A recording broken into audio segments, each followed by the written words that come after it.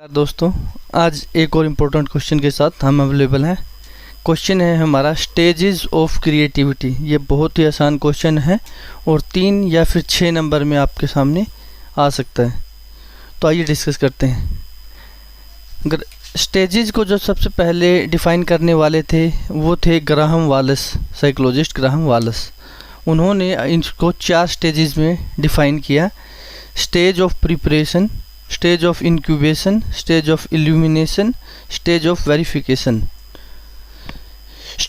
क्या है stage of preparation? Stage of preparation means सबसे पहली स्टेज में जब हम प्रॉब्लम के सामने फेस टू फेस होते हैं तब हमारे पास कोई सॉल्यूशन अवेलेबल, हमारे पास जो प्रॉब्लम होती है उसकी हमें इतनी ज़्यादा इन्फॉर्मेशन अवेलेबल नहीं होती और हम अपनी पास्ट हिस्ट्री के या नॉलेज के बेस पे ही ए लॉट ऑफ सॉल्यूशन बना लेते हैं जो बहुत ज़्यादा लार्ज क्वांटिटी में होते हैं और उन सबको अटेम्प्ट नहीं किया जा सकता।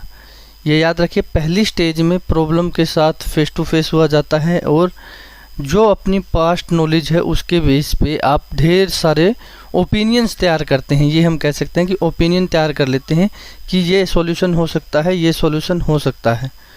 सेकेंड स्टेज है आपकी स्टेज ऑफ इंक्यूबेशन। इस स्टेज में अकॉर्डिंग टू ग्राहम वालेस कहते हैं कि ये वो स्टेज है जिसमें आपके पास सॉल्यूशंस तो हैं लेकिन आपकी प्रॉपर क्लियर इमेज नहीं है कि कौन सा सॉल्यूशन आपके लिए बेस्ट है। इस स्टेज में ग्राहम वालेस कहते हैं कि सब्जेक्ट को शांत होकर बैठना चाहिए ताकि वो इन प्रॉब्लम्स को अपने अनकॉन्शियस माइंड से जोड़ सके और उससे एक नया रिजल्ट तैयार कर सके। तीसरी स्टेज है स्टेज ऑफ इल्यूमिनेशन। ये बहुत इम्पोर्टेंट स्टेज है। इस स्टेज में जब हम रेस्ट स्टेज में बैठे होते हैं या बहुत शांत भाव से उस प्रॉब्लम के बारे में सोच रहे होते हैं तब हमारे ऑटोमेटिक इनसाइट, हमारे अंदर से एक सॉल्यूशन तैयार होके आता है। ये इनसाइट, ये ज़रूर लिखिए इनसाइट, क्योंकि ये आपके इंटरनल वर्ड से ये सॉल्यूशन बन के बाहर आता है और आप ऑटोमेटिक अचानक देखते हैं कि ये सॉल्यूशन आपके लिए बेस्ट फिट है जितना आपने सोचा।